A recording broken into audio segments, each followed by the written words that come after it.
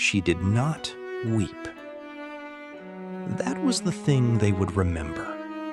Years later, when they told the story in whispers over cold wine and colder hearths, that Empress Aveline, stripped of her crown on a winter's night, accused of treason against the very throne she had bled to protect, walked out of the great hall of Valethorn without shedding a single tear.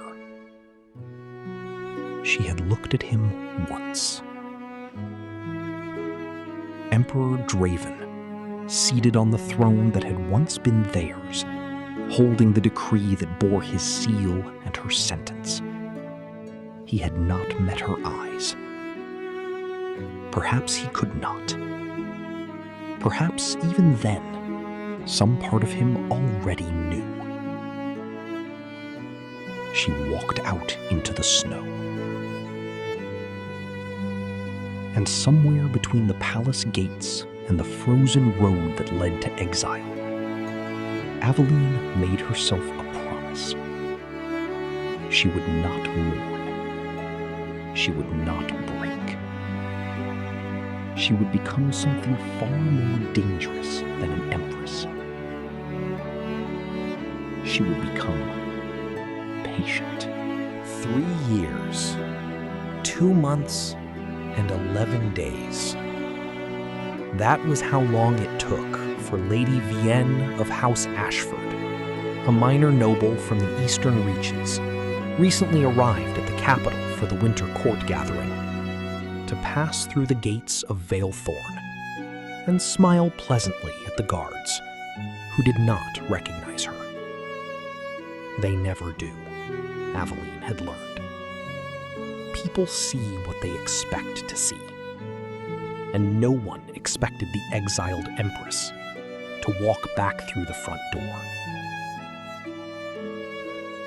She had changed, yes. Her hair was darker now, styled differently. She had spent 2 years in a foreign court, learning things no one had thought to teach her when she was simply decorative. How to read a room, how to follow coin, how to find the thread that unravels a man's carefully constructed lies. She knew exactly who had planted the false evidence that destroyed her. Lord Cassian, Draven's most trusted advisor, a man of quiet smiles and meticulous cruelty, had decided 3 years ago that an empress with her own alliances was a threat to his influence. He had been right. She had been. She was going to remind him of that. Aveline accepted a glass of wine from a passing servant, surveyed the court she had once ruled, and began to work. She had not accounted for Draven. Not like this. She had accounted for his presence, of course. He was the emperor. This was his court. Their paths would inevitably cross. She had prepared for it. A composed greeting, a forgettable impression, polite distance maintained. What she had not prepared for was the way he looked at her from across the hall. Not with recognition, with something older than that. Something unguarded. The way a man looks at a wound that has almost healed, but still aches when the weather changes. He crossed the room.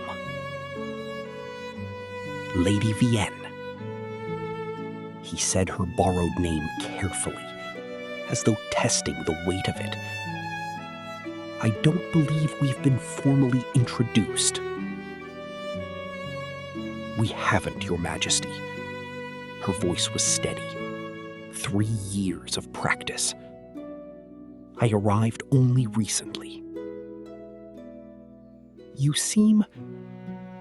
He paused, and something moved behind his eyes that he quickly shuttered. familiar. Forgive me. I have the sense we've met before. I'm certain I would remember, she said, and smiled the way she had learned to smile. Pleasant, impenetrable, offering nothing. He did not look convinced, but he bowed and moved on. Aveline set down her wineglass very carefully. So, it was going to be like that. She told herself it didn't matter. That his instincts, however inconvenient, were not a threat to her plan. That she could manage his attention the same way she managed everything else now, with precision, and with distance, and with the absolute refusal to feel anything she had not decided in advance to feel. She gathered her evidence against Cassian methodically. A word here, a letter there, a quiet conversation with a court servant who remembered more than he was supposed to. She moved through Draven's court like water, present everywhere, remarkable nowhere, leaving no trace of her real purpose. And yet, Draven kept appearing in the corridor outside the library, at the edge of the evening gathering, watching her speak with other guests. Once in the courtyard, where she had gone specifically because it was too cold for anyone to linger. And still, he lingered. "You're always thinking," he said, falling into step beside her without invitation. "Most people are," she replied. "Not like you." He was quiet for a moment. "You look at things like you're measuring them." She did not answer. She told herself it was useful, that his attention was a resource, not a complication, that she felt nothing when he walked beside her in the cold. She told herself this very firmly. It was the library that undid her.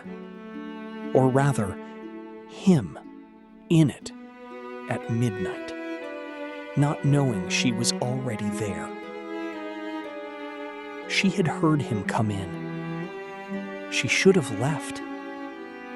Instead, she stayed behind the tall shelf of maps and histories and told herself she was simply observing. He sat at the long oak table. He did not read. He just sat. The way a man sits when he is too tired to perform composure anymore. And after a long while, he said, quietly, to no one, "I condemned an innocent woman." Aveline did not breathe. I told myself the evidence was clear, that I had no choice, that an emperor cannot act on feeling alone. He paused. I told myself many things. None of them made it true. She stepped out from behind the shelf. She had imagined this moment for 3 years. She had not imagined that it would hurt more than the exile did. And as she sat across from the man who had destroyed her, watching him finally carry the weight of what he had done, Aveline made a second promise to herself. One she had not planned for. to be continued.